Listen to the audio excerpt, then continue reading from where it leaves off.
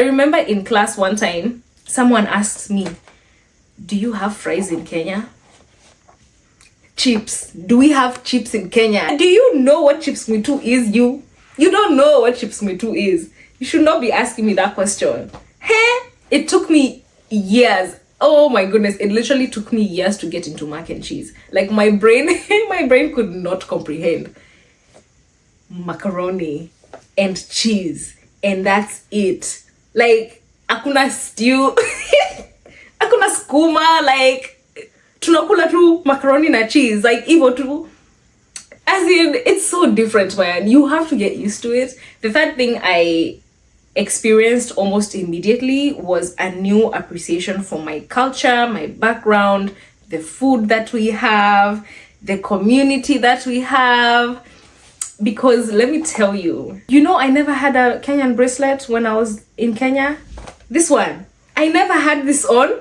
But when I came to the US, I'm just like, wait, I need this. Like, how have I actually lived my whole life without this? And the thing I realized was that when you are surrounded by your culture, when you are immersed in it, you don't feel the need necessarily to go out of your way to embrace it as much. I don't know, because it's part of you, it's part of who you are, it's part of your existence, it's part of everything around you. So I don't need to have a Kenyan bracelet on because see, I'm in Kenya, see, I'm surrounded by Kenyans, see, you know where I am, and we know where we are, we know who we are. So I didn't necessarily, it never even crossed my mind, like at all. Another experience is having to answer the question, is your hair real? I'd never been asked that question in my whole life.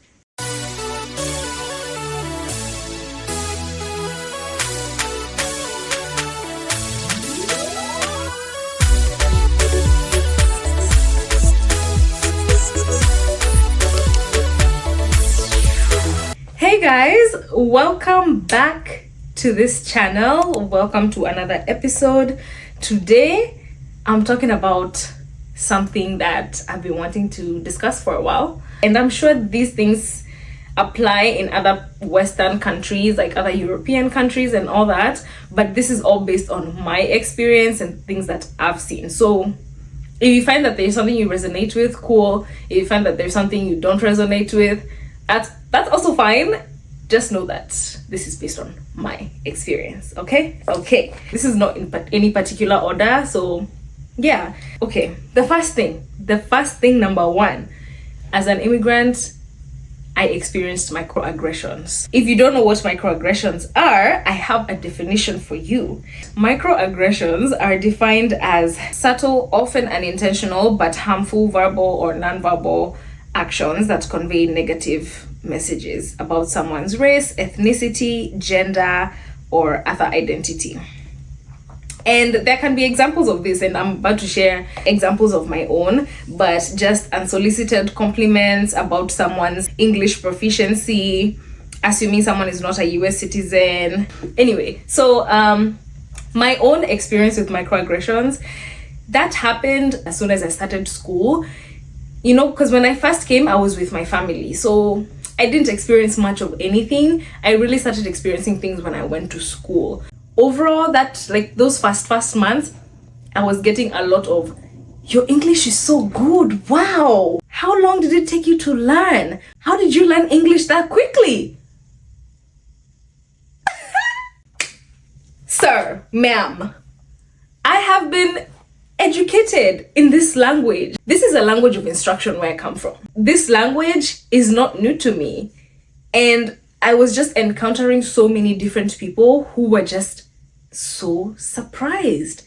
I didn't know it was a microaggression at first. So when the first time I ever was told your English is so good, I said thank you.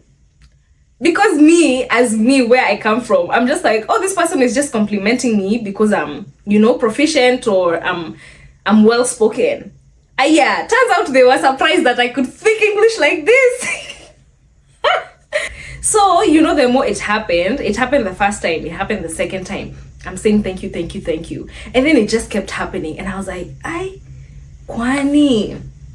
And then I told my parents about it. I was like, these people keep telling me that my English is good. They're surprised that I know how to speak in English, and they all seem to think, as in the people who are asking me, they seem to think that I learned English when I arrived in the US. Mind you, I arrived in the US just a few weeks before I started school. So that's not enough time to master a whole language unless you are some genius, you know? So it just never really made any sense to me, because I was just like, kwani you guys, kwani munadhani, what?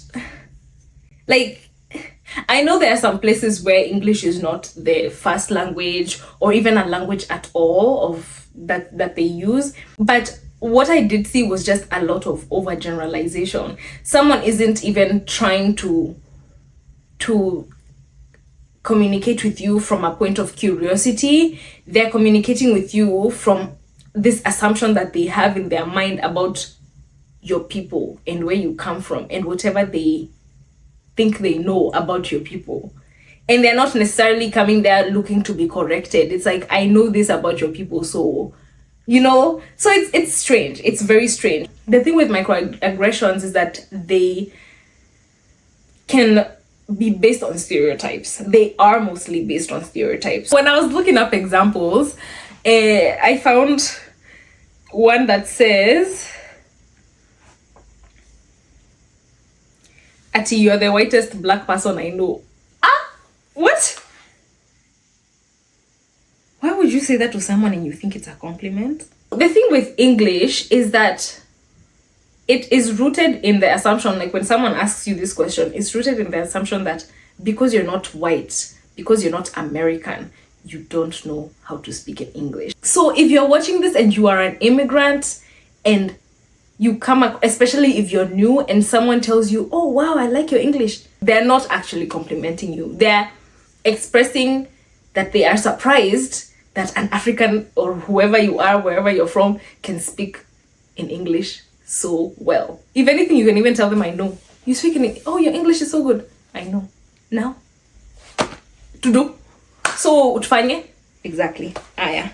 Something else that I experienced, number 2, is a lot of ignorant questions. Keep in mind, I was in high school. When I came in, I was in 10th grade. So 10th grade is Form 2. I remember in class one time, someone asked me, do you have fries in Kenya? Chips. Do we have chips in Kenya? Do you know what chips mitu is? You don't know what chips mitu is. You should not be asking me that question. Hey? Anyway, that's a question I received. And then I also received a lot of, how did you get here? What do you mean, how did I get here? From the other side of the world, you're asking me, how did I get here? And do you know, one time I told someone I swam.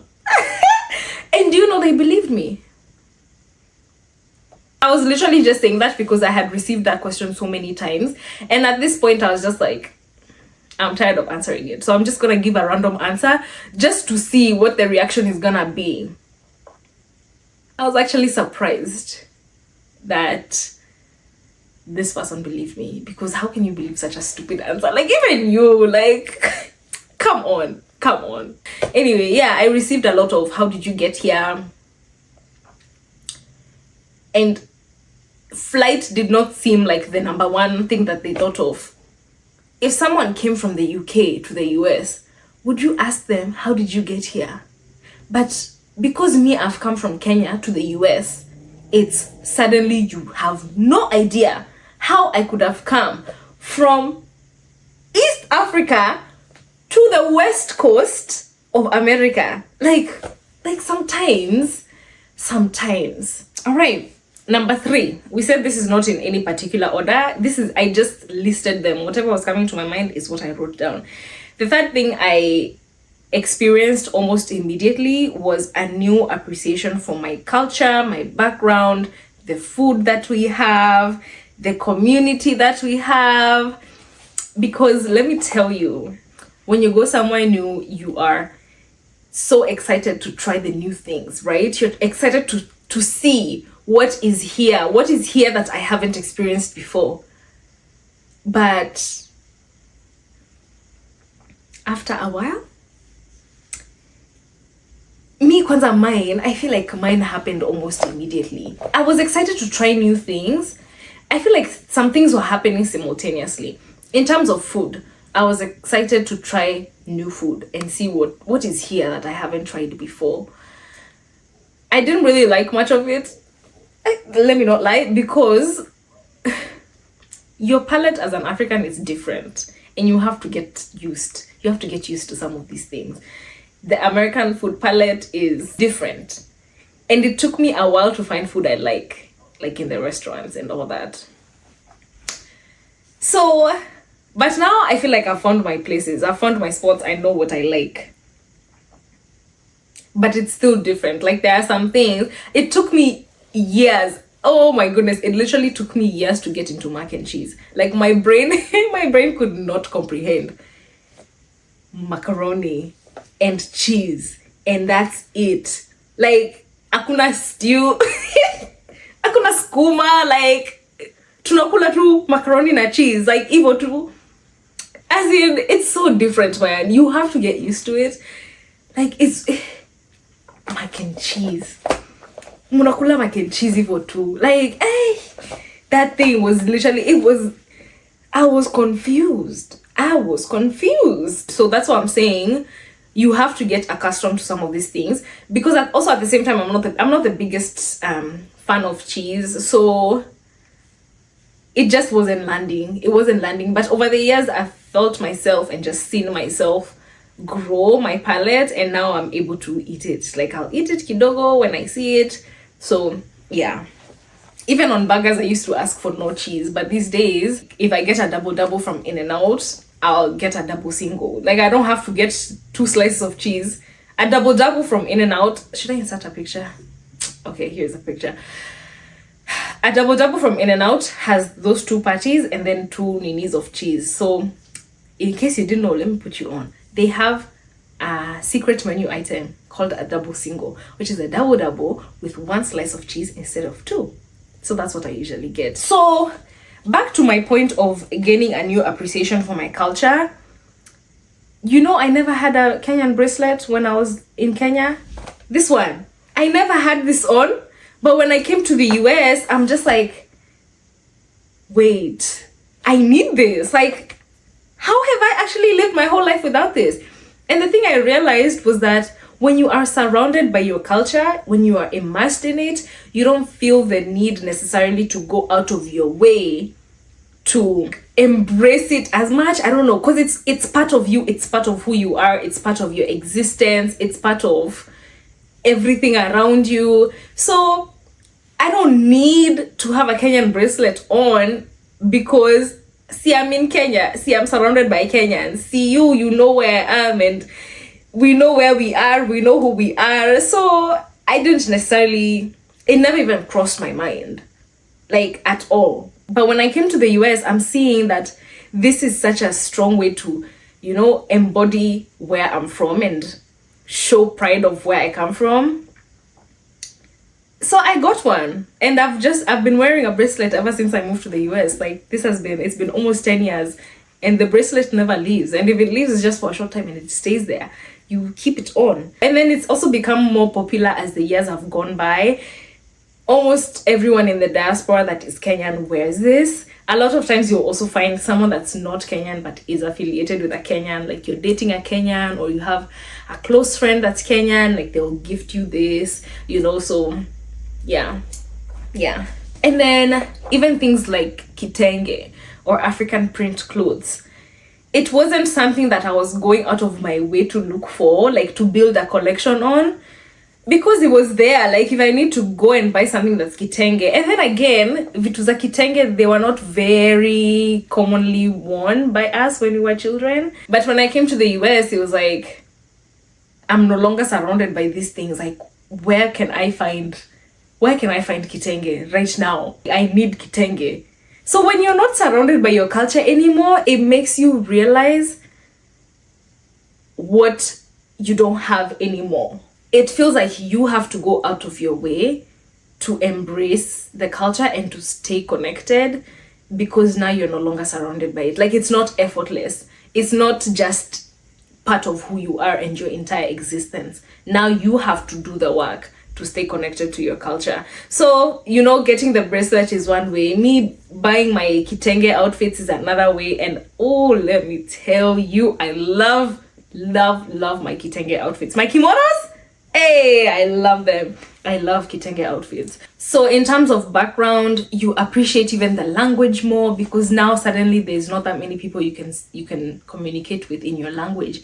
There's not that many people you can speak to in Kimeru. There's not that many people you can speak to in Kiswahili. So now you even appreciate it more. There's a shift that happens. It goes one of two ways.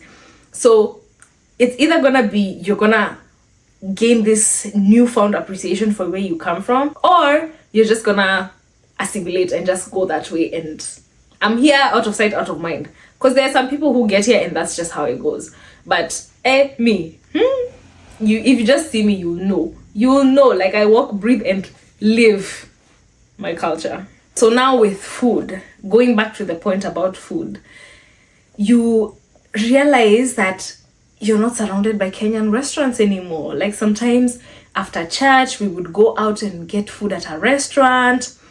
Sometimes just us going out as a family, you're going to a Kenyan restaurant, you're getting this, you're getting chapo and this, you're getting nyama choma and this, you're getting wet fry, beef wet fry, goat wet fry, like chicken, like you're just getting all these things that are part of your Kenyan cuisine, but they're just so easily accessible.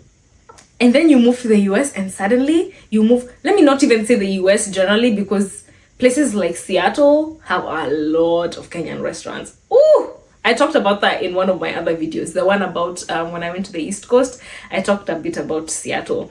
But so when you move to the West Coast and California, to be specific, there aren't any Kenyan restaurants that I know of. I know there are some in San Diego, but I don't live in San Diego, and San Diego is far. So by the time I get to San Diego, ningekuwa nilishapika nikamaliza. So you realize that if you want to experience your food, your cultural food, it's up to you to make it. If you want to eat ugali, oh yeah, you have to go to the kitchen yourself. Like you have to. There's no restaurant for you to go and just sit down and order. Which is why I was so happy when I went to Seattle, because sitting down to just ask, I asked for just regular things.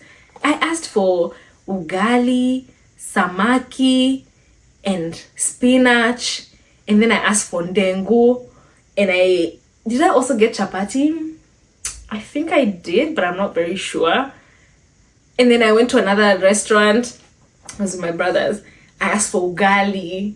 I asked for matumbo to come with it. I love matumbo. Stop. We do not tolerate matumbo slander here. I love matumbo. Matumbo is tripe, in case you don't know what that is. What else did I ask for? Is there another place we went to? I think there's another place we were gonna go to. Limbs. Hey, I've heard so many good things about Limbs. I've heard they even serve motura. Hey, Seattle people are living the good life. Seattle Kenyans, they don't like anything, those people. All the Kenyan restaurants are there, like, And then the other thing you gain a new appreciation for is community. Because, oh my goodness, when I came to the US, another thing I experienced is that everyone is just in their own little world. Everyone is in their own, it's like in their own bubble. No one is really existing together. It's so strange at first. And one of the first ways I realized this was in high school, again, which is where I experienced a lot of these things. Everyone was walking with their earphones on. That time, we still had the ones with the wires. People were walking around with their earphones on. Everyone is just lost in their world. I mean, anyone that has friends, maybe they are chatting with friends, but for the most part, I was so confused that first week. I was like, because me, I'm just walking regularly. Because in school, I'm not used to having a phone. I've come from boarding school. And even day school, they don't allow you to keep phones. So me, I'm here. First of all, I'm shocked that we have phones in class. And then I'm even more shocked that everyone is just absorbed into just this one thing that is isolating them. And so I realized that wasn't just in the schools. It was even in the general community, the general society. Your neighbors, you will live next to people and you guys don't even say anything to each other. And if you do say anything to each other, it's most likely not really gonna go beyond hi, how are you? Small talk too, just small talk, which I found very strange because where I come from, you basically know everyone and everyone knows each other. And when you see someone you know, you say hello. It didn't seem as difficult to build a community because Africans are collectivists. Americans are individualistic. This is where I first learned of this phenomenon of individualism and collectivism because I was seeing it, but I didn't know what it's called. So it was just confusing me. I was so confused. Like, mbona watu waongeleshani? Like, what's happening? Hey? Yeah, I felt like it was much more difficult to even make friends at school where I was. Whenever we had someone new, I would see people go out of their way to reach out to you, out of their way to, show you around, make you feel welcome. But then there was also this thing about newcomers. You want to be the newcomer's friend. I didn't see the same thing here, at least in high school, because my little brother had a different experience. They wanted to be his friends. In high school, people are just in their own worlds. No one is really, yeah. So I gained a new level of appreciation for just the sense of community that is existent where I come from and how effortless it is in a way. Like, people just mkiishi mahali mnajuana. And now I don't know what it's like in the cities. Maybe it's different in the cities, but where I didn't live in the city. So even music, you start to gain a new appreciation for music. You start to get a new appreciation for the pop culture, just things. You want to stay connected, which is another point, which is now the next point of what you experience as an immigrant, or what I experienced as an immigrant and still experience it to this day. You feel this need to connect because it's the only way you feel like you are a part of that culture, because you're not there anymore. So by connecting through music, by connecting through social media, and following the news pages and blog pages and all those things that keep you up to date on things that are going on, you feel connected. And I think that's one of the best things I ever did when I moved here, because if I had gotten detached, oh my god, I don't even know. I just know that I wouldn't like that, and I probably would have been giving myself a rough time for it. So we are glad that, by we I say me, myself, and I, we are glad that we stayed connected. All right. So the next thing that I experienced was feeling out of place. And a lot of these things, again, I was experiencing them at school. When I came here, for one, that's when I realized that I sound different from everyone. Hey, me, nilikuwa najua like how I sound is normal. This is how people talk, Of course, I knew through movies and songs and everything that Americans speak differently, but there's something about hearing it when you're on the ground. It sounds, you have to really concentrate especially when you're fresh. You have to really concentrate to really understand what people are saying. I remember the first time, oh my gosh, I remember my first day of school. I went to class. It was English class. I think that was my second class of the day. To this day, I don't know what that teacher was saying in class. I sat there, I was trying to listen, but everything was just going over my head. Guy, I didn't know what she was saying. It just, nakwambia, I was, my lord. I wonder. My lord, I wonder. Hey, nakwambia, I was floating that class. I was floating. It was crazy. Yeah. Now float, nearly float. So there's that. You realize, I realized I sounded different. So now, the first thing, I think things are changing now, but then, and even I know even it was worse in the past, but now what I experienced was, you're not going there with like, oh yeah, I'm gonna keep sounding how I sound. As a teenager, you want to fit in, right? You want to be one with everyone else. So now I'm immediately thinking of how can I learn this accent quickly? Like, nini naeza fanya? What can I do to just adapt this accent like this? And I've also mentioned this before in my old videos. Like, you need to watch my old videos because I've talked about some of those things. So you feel out of place in that regard. I felt out of place because of the individualistic culture, because it made it difficult to make friends. Because now I'm trying to decide, like, what do we have in common? What can we talk about? Eventually, after a few weeks, like, you know, like my second week there, I was able to start finding people who we were getting along with, and I was hanging out with them during lunch. But at first, I really did feel out of place.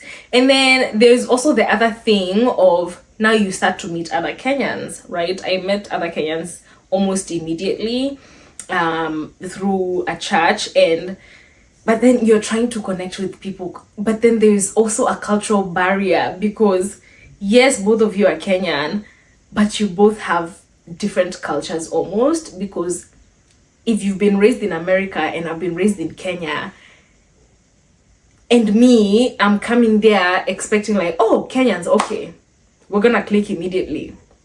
I found that there was a bit of a barrier, because now me, I don't know much about American culture. Like, there is much that I can't really relate with, you know. So I felt out of place in that regard, and I found myself blending in with people who are older, like young adults who were born and raised in Kenya, because then it's almost like we were on the same wavelength. We were on the same wavelength, because then I felt like I could relate with them a lot more. There's something that's already making it almost easy for you guys to connect, a shared experience. Then now you have to also learn how to interact with people who are different from you, because my entire life, my whole life, I barely interacted with people who are not Kenyan.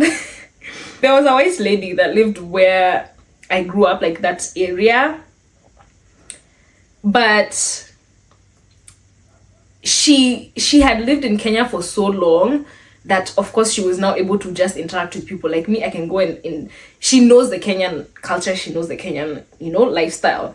I'm gonna pause this right here because there are some things my brain omitted for whatever reason, and so I want to add them right now. I did grow up with people from other countries, though it was a small percentage. So Arabs, Indians, there are some Somalis, some Ethiopians.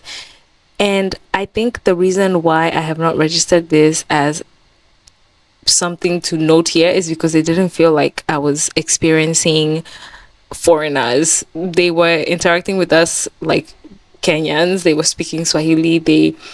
It wasn't anything foreign, anything different, which is the reason I'm guessing that's why I can't speak. That's why I forgot to mention it, because the ones I did mention were the ones that did feel foreign. Okay, now let's get back to it.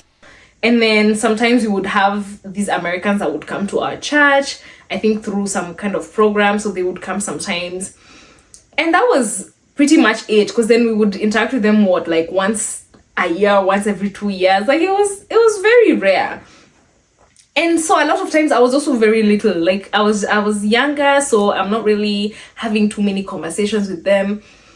And so you don't find yourself worrying about, are we friends, are we not friends, you know? So, and then they're older. Like if they're older people and I'm a child, there's something like older people just know how to interact with children. Like you're gonna ask me questions that will make me engage, you know, like, oh, what's your favorite color? Oh, what classes are you in? Like, oh, how is school? You know, those two things. Now you come here and it's more of a permanent thing. So you have to think about, okay, how do I make friends with the people here? Like, what do we connect on? It's a new experience, because now you have to really think about it. You have to really, it's something new.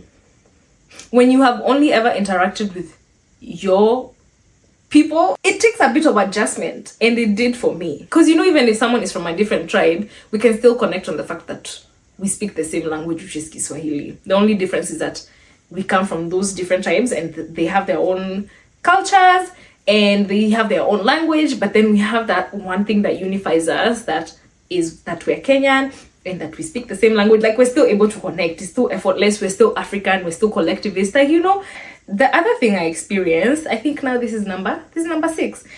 The other thing I experienced, and I thought this was gonna be a quick video. How long have I been talking? I feel like I've been talking forever, but it's okay. Another thing I experienced as an immigrant is pressure from people to assimilate. And I experienced this as in now you you get the pressure from people to assimilate because you live here now. Like, you need to shed who you are and now embody what being an American is.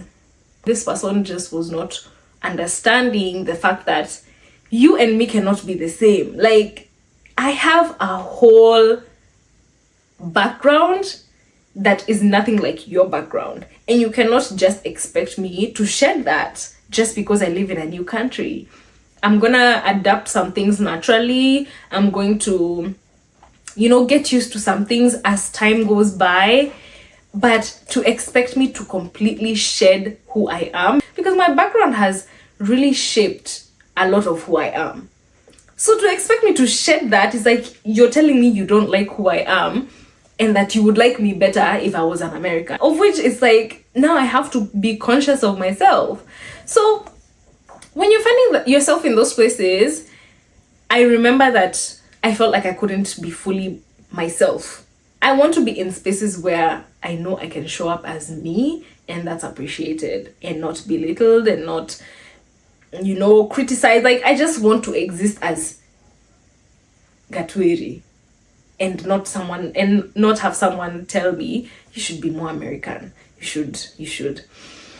Yeah, so that one I might even have to make another video about it, because it was me being questioned on why I still listen to so much African music, why my dances are African music, why you're questioning who I am, why I'm supporting African countries in the World Cup. Like, do you understand how ridiculous it is to ask an African why they are supporting African countries in the World Cup? Be so for real. Like, that was the most ridiculous question that was one of the most ridiculous questions I've ever been asked in my life. A dynamic like that can never work. For you to be my friend, it means that you have seen me, you have known how I am, and it aligns with something. Like, me and you are still able to connect. For me to be able to connect with you, I shouldn't have to shed who I am. I shouldn't have to only speak to you in an American accent. Like, if you cannot listen to me, and the other thing is, another microaggression. Is that a microaggression? I feel like it is. Yeah, it is. When you speak to people and they pretend they can't understand, but let a British person come and speak and say whatever they're saying, and they're able to comprehend everything that they're saying. There are times where people genuinely will not understand something that you're saying because of how you're pronouncing it. But a lot of times there is a difference, and you can tell when someone is just pretending. Like, sometimes it's just too obvious. It's too obvious. Another microaggression that I have experienced, and that a lot of people experience, is with their names. And the names I'm talking about specifically are ethnic names. Like, the name from your country, the name from your tribe, not the English ones. You introduce yourself as Twîri to someone, and they can't pronounce your name.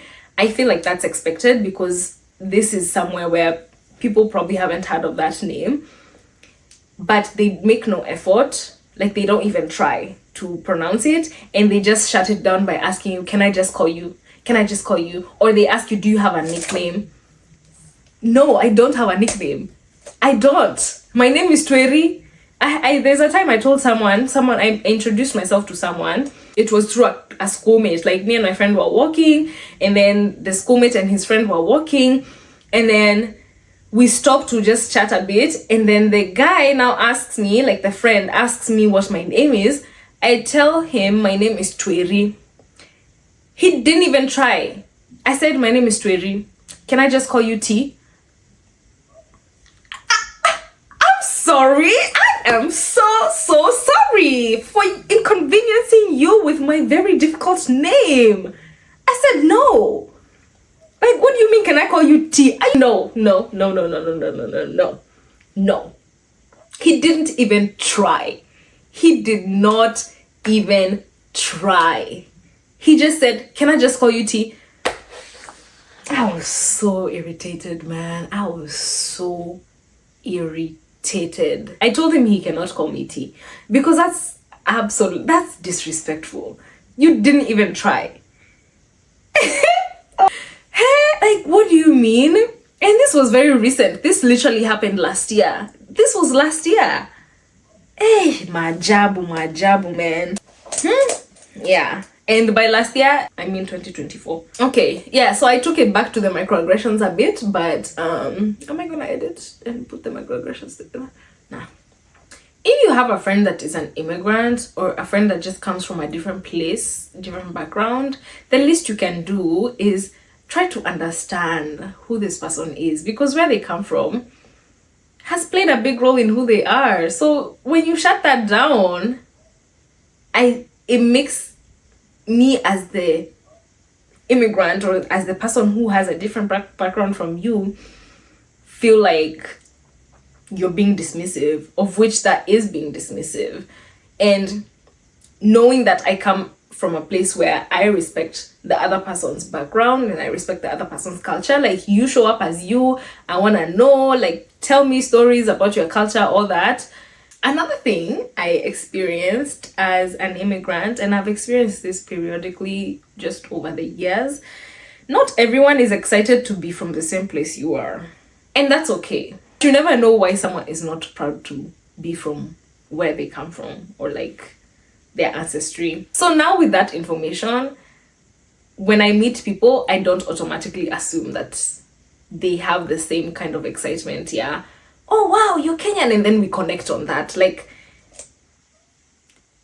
it's not gonna be the number one point of connection for everyone. Like, some people, yeah, you're gonna be from the same country, but you can't really connect on that because maybe they choose not to have that as their number one way of connecting with people, and that's just how it is. You find other things to connect on and you just go from there. And if you can't find anything else to connect on, that's also okay. Not everyone is for everyone, right? Yeah. An example I can think of was one time I was shopping for a car and I went to this dealership and the guy had a Nigerian name. So I'm like, "Oh wow, you're from Nigeria." And he's like, "Yeah." Like, he kind of withdrew from that. So I was just like, okay, so maybe not that. Like, okay, noted. Yeah. So I saw it. I literally saw it in play. Yeah. All right. The next thing I experienced is this number 7? I don't know. I hope so. I think this is number 7. Am I in number 8? I think this is number 8. Because, I've added some things there as I've gone that were not part of the list. The next thing I experienced was receiving messages from my peers that were still back home.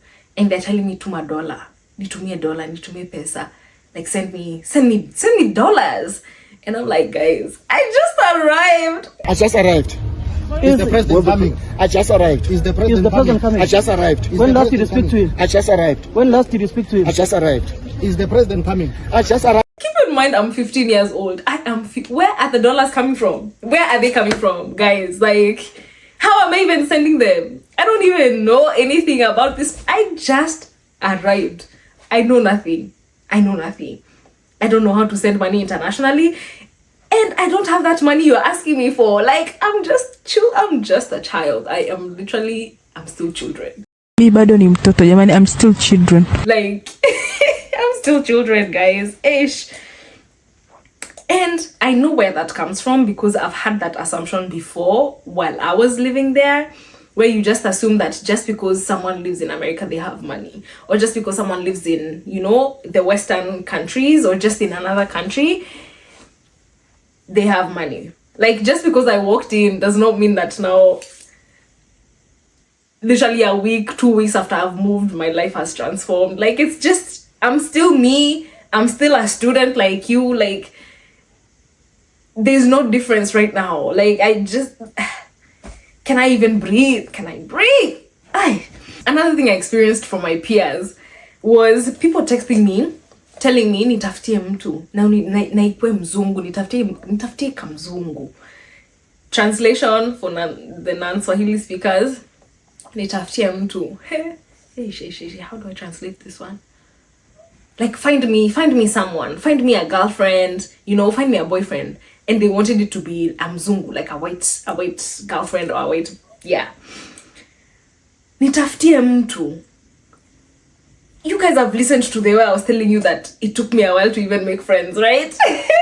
Na kutafutia aje mtu? Mi mwenyewe sijapata watu wangu jameni. Eish!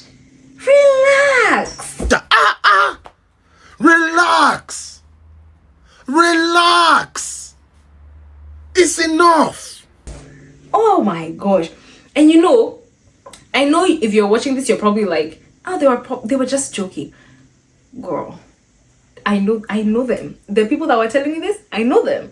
And I know they were not joking. Like, they were serious.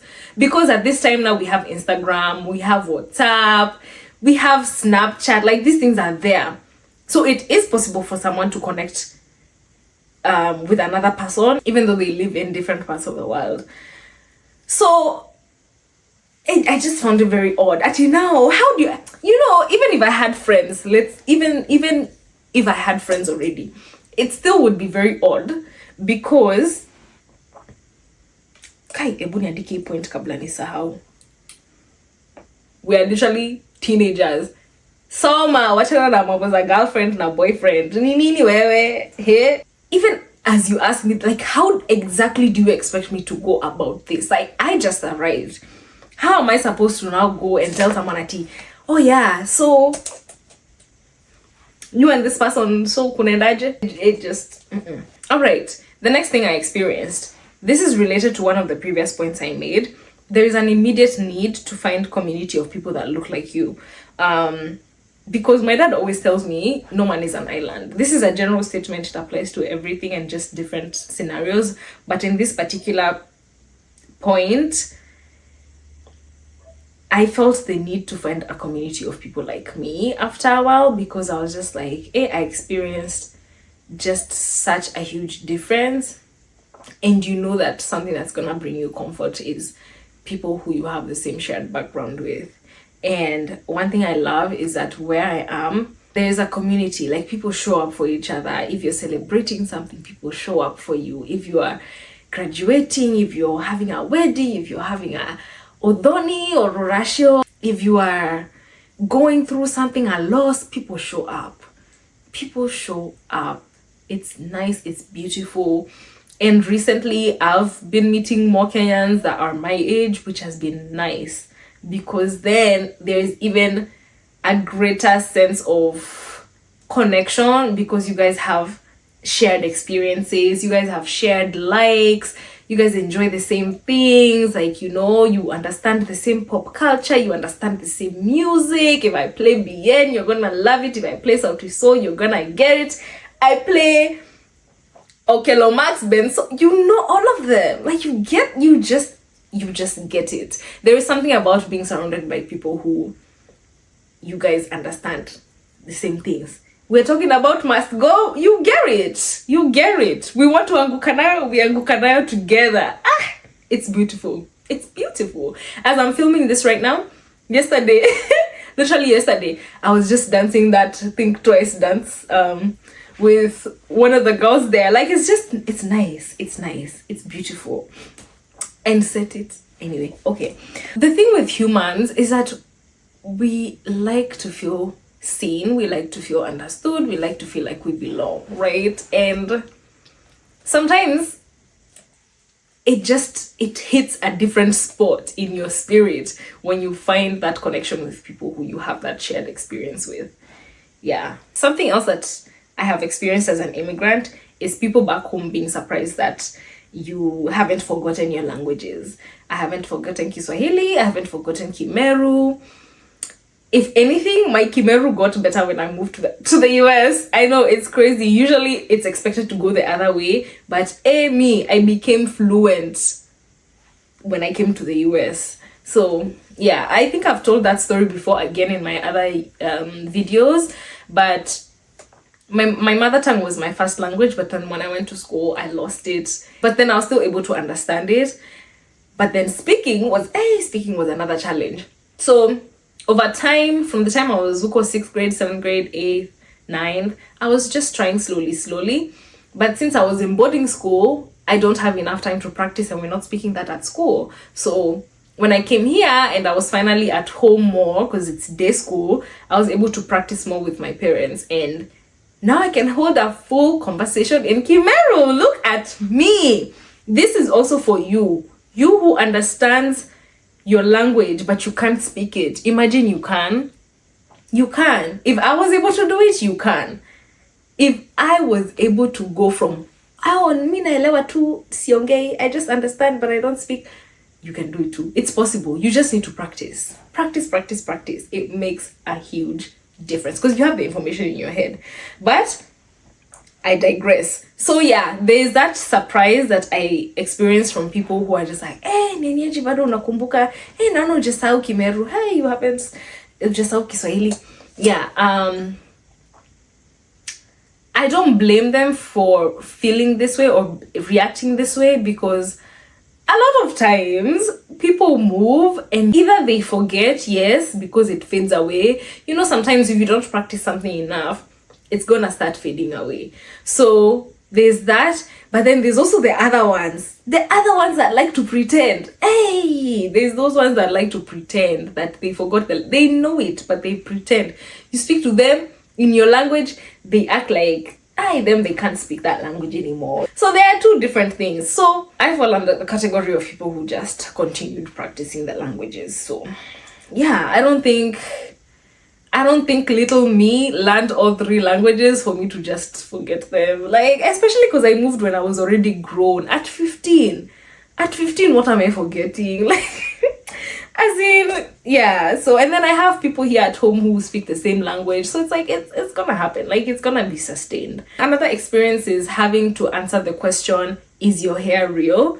I'd never been asked that question in my whole life. Even, is your hair real? Can I touch your hair? I've never experienced people who want to touch your hair like people in America do. And it's usually a very specific group of people. I will not say which group because you know which group. You know? Okay, yeah. I don't have to say it, senior. Yeah. They're the ones who will ask you if your hair is real. They're the ones who will ask you if they can touch your hair. And sometimes they can, especially when you're new, you might not really understand. Like, if you've never heard of this thing, you might think they're complimenting you when they're like, oh, can I touch your hair? Keep your hands to yourself. Madam, please keep your hands to yourself. Tafadhali na tafadhali. Apana jaribu. Sasa Chapkati, apana jaribu. Tafadhali. Apana jaribu Kenya. Hey, I crack myself up, man. So yeah, when I was in high school again, is your hair real? And I'm like, bruh, what do you Twîri braids? Like, I don't know. I came, I guess, to realize that what is common to you is not common to everyone. But that question, I got that question a lot. Is your hair real? Every time I had braids, is that your hair? And I'm like, it's braids. How did you do them? So now you have to explain the braiding process to someone. How do you even explain? Now you take the hair, you put it on your hair, and then you take it back. Like, I don't know how to tell you. I don't know how to explain to you how this hair was done. But it was done. Because then when now you tell them it's an extension, now they want to know, like, hey, how did you do it? How? I don't know, girl. Go look it up on YouTube. The next thing I experienced was, again, from my peers when not exactly when I first moved, but a few years in, it happened. And I think the last time it happened was a few years ago, where someone will text me and be like, hey, I have this job I was doing, but I have no way to receive the money. So can you give me your Zelle or your Wave account number, like your account details? I have the money sent there, then you send to me, and then you keep a percentage of it. I'll let you keep a percentage. I just got here. You want me to be deported? Just say you want me to be deported, right? Wait. So I got this request several times from people who were my friends. First of all, I don't see your send wave. Like, I don't have that send wave. I'm not giving you my information. Like, why would I give you that? Like, no. And I've had stories of people who did give their information and then that money was sent and then something happened and their accounts got frozen. Like, these things are bad because they are schemes. Like, they're just schemes. Like, that money is not clean. And so these people are trying to find a way to get that money. And maybe they did do a job, maybe they didn't. I don't know. All I know is that someone was reaching out, asking me, can I have this money sent to you? You send it to me, you keep a percentage.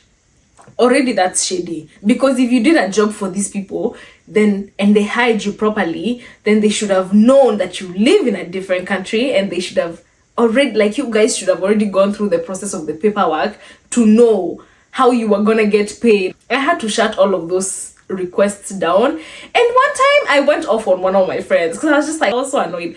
Because sometimes I received it from other people and I brush it off because I'm like, me and this person are not even that close anyway. Like, me and this person don't talk that much. So I'm just like, I can't do that.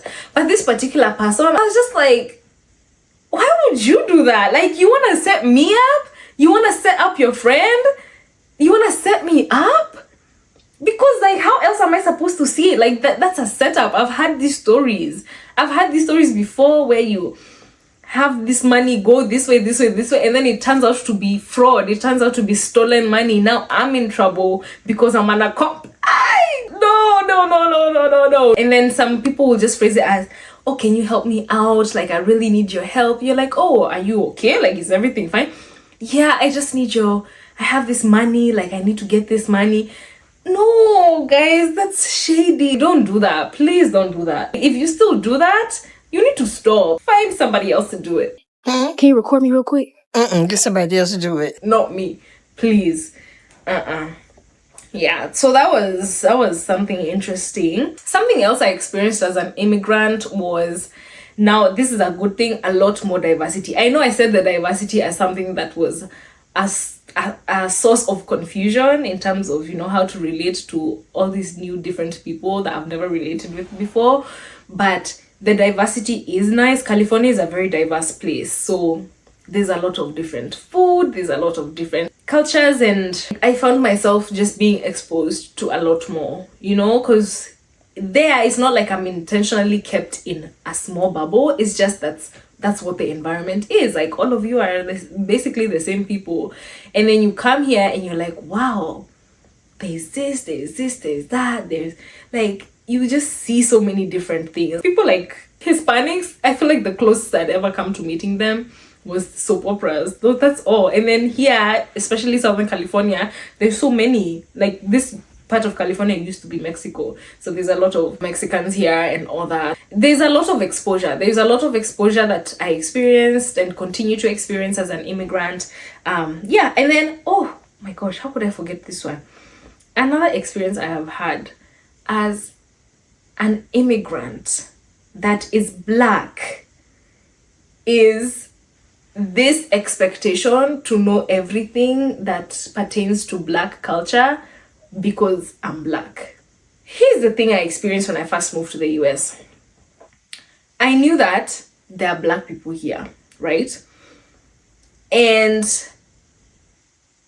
being where I was, the stage of life I was, I hadn't been taught the history of how Black people ended up in America. So there was that gap to begin with, because then I don't know, there's so much I don't know already, right? A lot of it I learned after I come here, because the level I had gotten to, they didn't really teach us much outside of African history. Like, we hadn't expanded to world history. I think they got into that in high school, but I still don't know if they taught it all the way. I don't think they did. I talked about that in my last video. But so for one, there's that. But me, when I was coming, I'm like, oh, there's Black people here. Like, I'm not gonna have any trouble because see, we are the same. Like, we look the same. It's gonna be fine. Oh my gosh. when I went to high school, again, I remember seeing where all the black kids were at, all the other black students, and just wanting to interact with them. But I didn't even know how. I noticed this huge cultural barrier, and I was so shocked because me, first of all, I didn't expect it.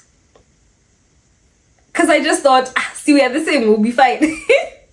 We are not the same, guys. Like, we have different, like, we're the same, but we're not. Because our cultures are different. Black American culture, it morphed into its own culture. Like, yes, they are Africans that were brought to the US as slaves, and they were forced to shed their identities and just, they had to create a culture of their own. I love Black American culture. I love learning about the history. I love learning about the significant people in Black history. But at that time, I didn't expect for there to be such a huge barrier. And for me to realize that there's such a gap, like the things that I know are not the things that they know. Like the things that are common to me as who I am and who I grew up as are not common to them and who they are and how they grew up as. And we don't really understand that for each other because we don't, like, if we haven't related, then we don't know that about each other, right? So the thing that I experienced has been, you know, a lot of things that are common in Black culture are things that I have had to learn because I did not grow up as a Black American. I did not grow up as an African American, right? So the things that are literally, you know them like the back of your hand as a Black person in America, I don't know them. Like, I've had to learn these things over the years, and it's because I started experiencing I experienced the gap, but then I also experienced a lot of times where I would be in spaces with other Black people and they're talking about something and I'm floating. Like, I don't know what this movie is. Oh, I don't know this song. Like, I don't know this cultural reference that you're making. And so when I say that I don't know what that is, I would be met with the question of, how do you not know this? You're Black. And so I realized that the thing was that people were not taking into consideration that, yes, I am Black, but I did not grow up with this culture. Like, if I ask you what Papa Shirandula is, did you watch Papa Shirandula? You don't know who Papa Shirandula is. And then if you ask me if I watched this particular show growing up, I didn't watch it. Me, I was watching Tidy High. I was watching Inspector Moala. Like, me, I didn't watch Friday until I came to the US. I didn't even know, like, that these particular things were so significant in Black culture. Like, this has been something, this is like a 2-in-1. I experienced that disconnect as an immigrant, and then something else I have experienced is that I realized that I have to learn. I have to go out of my way to teach myself and to really understand and to just internalize a lot of things that are common in Black culture. Because now in America, I'm not just African. I feel like it's important for me to also understand the African American experience, the African American culture, the music, the food, like the history. It's important for me to understand it because this is where I am now. And for me to identify with people that look like me but they share a different culture, I need to understand that root. I need to understand it. So yeah, so that's something else that I've learned, and I think it's important for Africans that move here to, you know, try your very best to understand African American culture. So sometimes it can feel like you're caught in the middle because it's like, how do I relate? How do I connect? But it happens. It happens on its own. Eventually, as you grow, as you learn, you continue to just understand it. So I have been part of this organization that is focused on African-centered teachings, and it's primarily made up of African Americans who want to connect with their African heritage. So I've also had to learn a lot because I'm like, yeah, African Americans have their own culture. At the same time, a lot of African Americans want to connect to their history as Africans, to the history of their ancestors, to the culture and the practices of their Africans. So it's really been nice to experience this.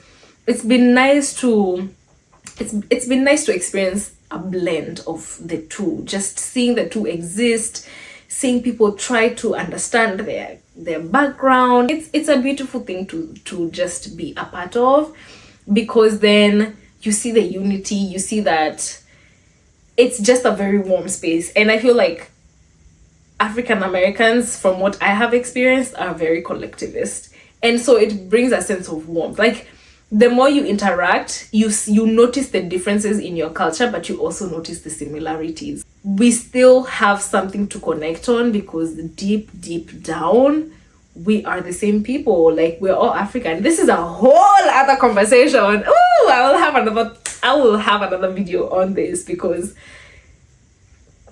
yeah, I will have another video on this at some point.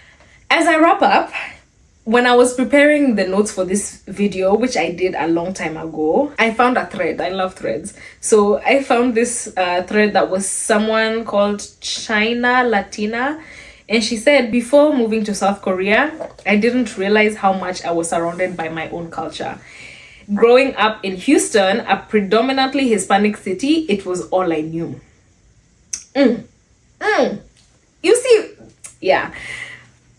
It wasn't until I moved to South Korea that I became the first Mexican many people had ever met. My culture was no longer just outside my door or a quick meetup away.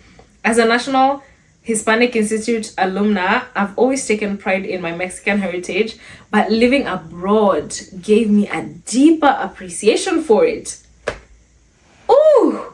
When I saw this post, it just felt like everything I have been feeling for all these years just summed up into one post, because that's exactly what it is. You don't even realize that your culture is all around you, because it's not something that you have to consciously think about. Just like it's not something you have to consciously think about that you're Black, because that's all you're surrounded by. And then those days, I don't know. It's just, where I came from, we weren't really talking about race like that. So I was not raised on, oh, this person is white, this person, like, even the lady that lived there that was white, it was just like, oh yeah, ni mzungu, but it wasn't anything like, oh yeah, but us, we are Black. It was like, it wasn't anything. And then you come here, things are just different. Some things just click when you go away. She goes on to say, as soon as I left Houston, that pride just grew even more.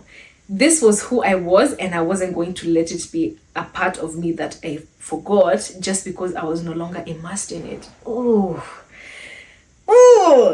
it's like moving abroad lights this fire in you that makes your culture even more a part of your identity. That's why when I came to Korea, I was so happy to meet other Hispanic women here. It makes you feel like a little bit of home is with you on the other side of the world. Wow. Imagine, and I've talked about all those things. It's just so crazy. That really resonated with me, because I was like, that's exactly what happened. When I moved here and I realized I was no longer immersed, I was no longer, like, it wasn't just all around me. I'm like, oh my gosh, I have to keep this alive.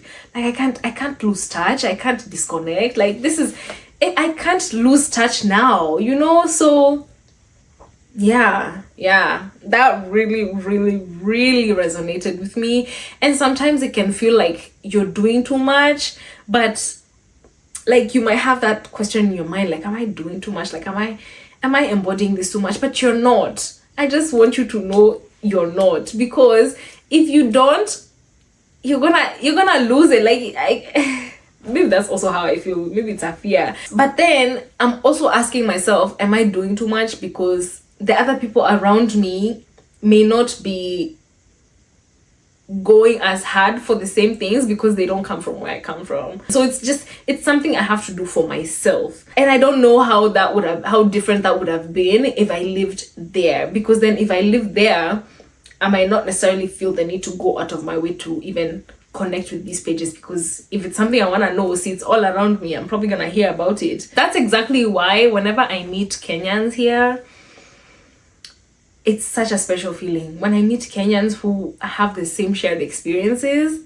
we can talk about how we went to boarding school, we can talk about all these different things. Like when we like the same things, it's beautiful. It is beautiful. It really does make you feel like there's a little bit of home with you in this new land. It was beautiful. Like I love being in spaces with people who I'm just like, yeah, this feels like home.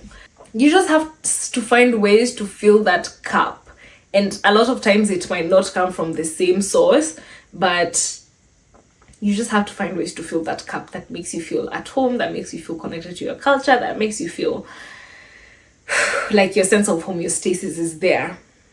And that's just me. Like if I feel connected, my cup is full. Like if I feel like I'm in an environment that really just like we get each other, you get me, we are just resonating,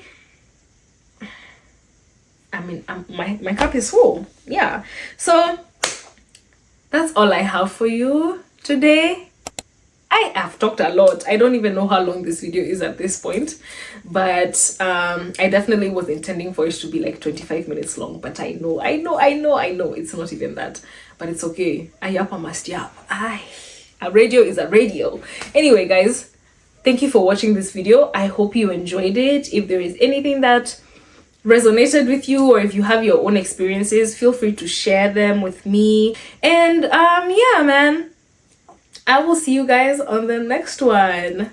Have a wonderful day, morning, afternoon, evening, night, depending on when you're watching this, and I will see you on the next one. Bye. Oh, do you guys like the new intro outro? I love it. Fun fact, I'll tell you in the next video. Bye.